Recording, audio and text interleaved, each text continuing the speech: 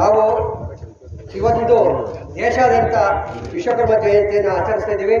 ಹಾಗೆ ಪಾಂಡವಪುರ ಇದರಲ್ಲಿಯೂ ನಮ್ಮ ವಿಶ್ವಕರ್ಮ ಸಮಾಜದವರು ಇವತ್ತು ಕ್ಷೇಮಾಭಿವೃದ್ಧಿ ಸಮಿತಿಯವರು ಅವರ ಎಲ್ಲ ಸದಸ್ಯರು ಕೂಡಿ ಇವತ್ತು ಪಾಂಡವಪುರದಲ್ಲಿ ಒಂದು ಭವನವನ್ನು ಉದ್ಘಾಟಿಸಿ ಇದು ಮಾಡಿದ್ದಾರೆ. ನಮ್ಮ ರಾಜ್ಯಾಧ್ಯಕ್ಷರು ಇದು ಬೆಂಗಳೂರಿನಲ್ಲಿ ಹಲವಾರು ಕಾರ್ಯಕ್ರಮಗಳು ಇದ್ರೂ ಈ ಕಾರ್ಯಕ್ರಮಕ್ಕೆ ಬರಬೇಕು ಅಂತ ಬಂದು ನಾವು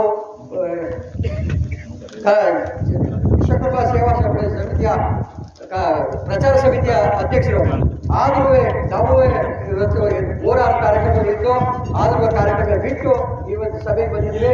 ಅವರಿಗೆ ಅಧಿಕಾರಿಗಳಿಗೂ ಹಾಗೂ ನಮ್ಮ ಈ ಸಭೆಯ ನೇತೃತ್ವ ನಮ್ಮ ಸ್ನೇಹಿತರಾದ ಬಸವರಾಜ್ ಅವರ ಕರೆಗೆ ನಮ್ಮ ರಾಜ್ಯಾಧ್ಯಕ್ಷರಾದ ಕನ್ನಡ ಸೋಮು ಸತೀಶ್ ಮುಳ್ಳವರು ಅವರು ಇವತ್ತು ಜಿಲ್ಲಾ ಮಟ್ಟದಲ್ಲಿ ಭಾಷಣ ಮಾಡಬೇಕಾಗಿತ್ತು. ಆದರೆ ನಮ್ಮ ಕರೆಗೆ ಹೋಗ್ಬಿಟ್ಟು ಇವತ್ತು ಪಾಂಡವಪುರದಲ್ಲಿ ವಿಶ್ವಕರ್ಮ ಜಯಂತಿ ಬಗ್ಗೆ ಅವರು ಹಿತವಚನೆ ನೀಡಬೇಕು ಅಂತ ಅವರು ಹಿರಿಯ ಸಂಶೋಧಕರು, ಪತ್ರಕರ್ತರು, ಸಾಹಿತಿಗಳು ಹಲವಾರು ಪುಸ್ತಕಗಳನ್ನ ಬರೆದಿದ್ದಾರೆ. ವಿಶ್ವಕರ್ಮರ ಬಗ್ಗೆ ಚಿಂತನೆ ಮಾಡ್ತಾ ಇದ್ದಾರೆ.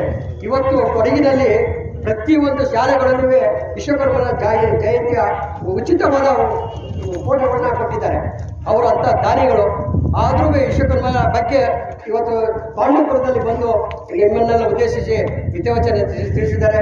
ಅವರಿಗೆ ನಾವು ಧನ್ಯವಾದ ತಿಳಿಸ್ತಾ, ಹಾಗೆ ನಮ್ಮ ರಾಜ್ಯಾಧ್ಯಕ್ಷರು ಇವತ್ತು ಎಷ್ಟೇ ಕಾರ್ಯಕ್ರಮ ಇದ್ರೂ ನಾನು ಪಾಂಡವಪುರಕ್ಕೆ ಬರ್ತೀನಿ, ನೀನು ಬಾರಪ್ಪ ಅಂತ ನಾನು 5 ಗಂಟೆಗೆ ಇದ್ದು ಅವರು ನಿನ್ನೆ ರಾತ್ರಿಯಲ್ಲಿ 1:30 ಬಂದು ಮಲಗಿದ್ದು ಈಗ ಬರ್ತಿದ್ದಾರೆ. ಅವರು ನಮ್ಮ ವಿಶ್ವಕರ್ಮ ಸೇವಾ ಅಧ್ಯಕ್ಷರ ಹಾಗೂ ನಮಗೆ ಈ ಪಾಂಡವಪುರದ ಎಲ್ಲ ವಿಶ್ವಕರ್ಮ ಸೇವಾ ಸಮಿತಿಯ ಸದಸ್ಯರುಗಳಿಗೆಲ್ಲ ವಂದಿಸುತ್ತಾ, ನಾನು ಹೆಚ್ಚಿಗೆ ಭಾಷಣ ಮಾಡಕ್ಕೆ ಹೋಗಲ್ಲ, ಭಾಷಣ ಮಾಡಕ್ ಬರಲ್ಲ. ನಾವು ಪತ್ರಿಕೆಯವರು, ನಂದು ಒಂದು ಭಾಸ್ಕರ್ ಯೂಟ್ಯೂಬ್ ಅಂತ ಇದೆ, ವಿಶ್ವಕರ್ಮ ಜನಾಂಗದ ಬಗ್ಗೆ ಯೂಟ್ಯೂಬ್ ಪ್ರತ್ಯೇಕವಾಗಿ ಮಾಡ್ತಾ ಇದ್ದೀವಿ.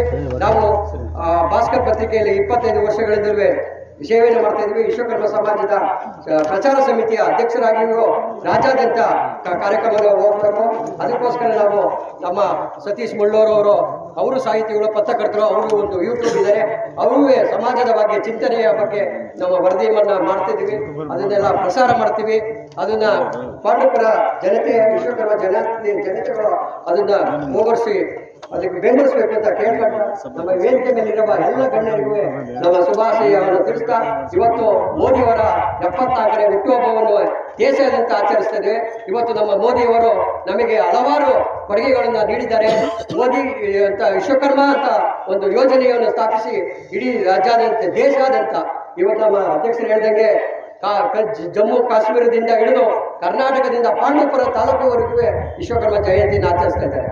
ಅದೊಂದೊಂದು ಶುಭಾಶಯಗಳನ್ನು ತಿಳಿಸ್ತಾ, ಇವತ್ತು ದೇಶದಲ್ಲಿ ಇದು ಇತಿಹಾಸದಲ್ಲಿಯೇ ವಿಶ್ವಕರ್ಮನ ಇತಿಹಾಸವನ್ನು ತಿಳಿಸ್ತಾ ಇದ್ದಾರೆ. ಹಾಗೆ ನಮ್ಮ ಶಿಲ್ಪಿಗಳು ರಾಜ್ಯಾದ್ಯಂತ, ದೇಶಾದ್ಯಂತ ಇದ್ದಾರೆ. ನಮ್ಮ ರಾಮ ಮಂದಿರವನ್ನು ಕೆತ್ತಿದಂಥ ಮೈಸೂರಿನ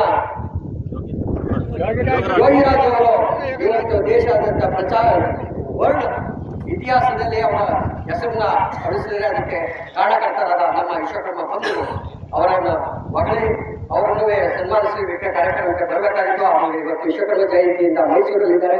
ಅವರನ್ನು ಆಹ್ವಾನಿಸಿದ್ದು ಅನಿವಾರ್ಯ ಬರಲಿಲ್ಲ. ಅವರಿಗೂ ಅವರು ಶುಭಾಶಯ ತೋರಿಸ್ತಾ, ವೇದಿಕೆ ಮೇಲೆ ಎಲ್ಲ ಗಣ್ಯರಿಗೂ ನನ್ನ ವಂದಿಸಿ ನಾನು ಮಾತನಾಡಿಸಿದೆ.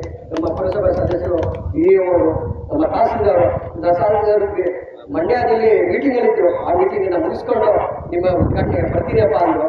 ಅವರು ಬಂದು ಉದ್ಘಾಟನೆ ಮಾಡಿ ಹೋಗಿದ್ದಾರೆ. ಅವ್ರಿಗೂ ತಿಳಿಸ್ತಾ, ನಮ್ಮ ಪಾಂಡವಪುರ ಎಲ್ಲ ಅಧಿಕಾರಿ ವರ್ಗದವರಿಗೆ ಶುಭಾಶಯ ತೋರಿಸ್ತಾ, ಈ ಯಶಸ್ವಿಯಾದ ನಮ್ಮ ಬಸವರಾಜ್ ಅವರ ಕಮಿಟಿಯವರಿಗೆ, ಈ ಕಾರ್ಯಕ್ರಮವನ್ನು ರೂಢಿಸಿದವರಿಗೆ ಎಲ್ಲರಿಗೂ ಒಂದು ಮಾತು.